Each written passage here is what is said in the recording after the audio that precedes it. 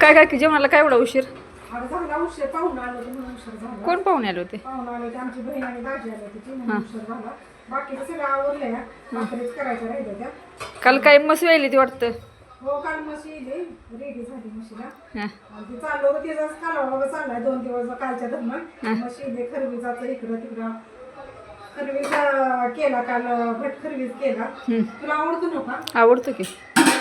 असं केलंय खरवीज, तुला आवडतं? मस्त आहे की. सगळ्याचे देऊन एवढा राहिला, अजून वाईट करायचा ठेवला फ्रीज मध्ये. बर. किंवा आता उद्याच्या असं काय करते म्हणजे ते ह्याच्यातलं तुला घे मग. आणि बाळ कुठे गेले?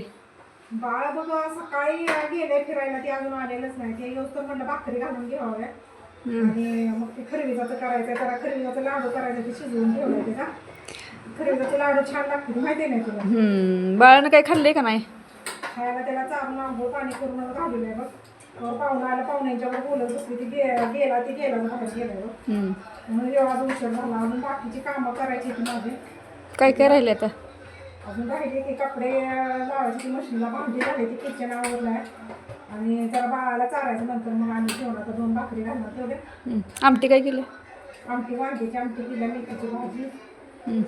मी येऊ काय जेवायला? आणि तुमचे भाकरी लय मस्त सगळ्यांना आवडतात.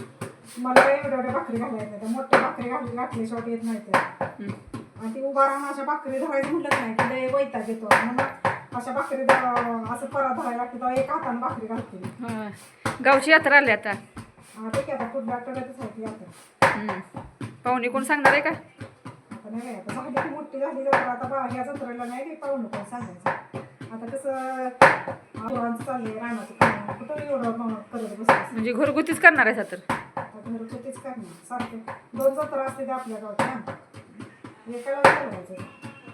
बाकीचे येणार की पाहुणं, पण लय मोठी नाही करणार, मध्यम अशी. मध्यम.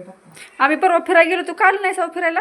नाही मग घरात काम होती, ती बाळाला घ्यायला पण नव्हतं. वातावरण ती खराब, वातावरणाला कुठं जायचं ते काय करायचं सांग की.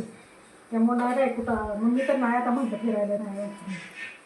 बघूया आता उन्हाळ्याच्या सुट्टीत जायचं कुठं तर फिरायला. तर आधीमध्ये सुट्टी असते. उन्हाळ्याची सुट्टी लय लांब राहिली आता. आधीमध्ये सुट्टी असल्यावर जायचं. गणपतीपुळ्याला जाऊया का? गणपतीपुळ्याला बघूया का? गणपतीपुळ्याला जायचं एका दिवशी. गणपतीपुळ्याला जाऊन गणपतीचं जाण्याचं.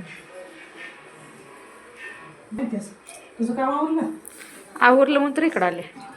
नाही काय डोक्याला ताण ताण ताण ताण सकाळ धरून नुसतं इकडं तिकडं कामात पाहुणा आलं की हे वेळ होती कामाला. अजून माझी देवपूजा करायची. आता देवपूजा नंतर जरा देवाची भांडी घासायची. ते आज गुरुवार देवाची भांडी घासून नंतर मग देवपूजा करायची.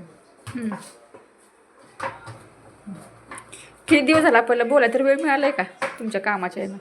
या कामाने या वैताग घेऊन जातो नुसतं सारखं. बसायचं आणि बोलायचं म्हटलं तर वेळ मिळत नाही. आता बाळाला नेले तर म्हणलं जरा भाकरी घालाव्या.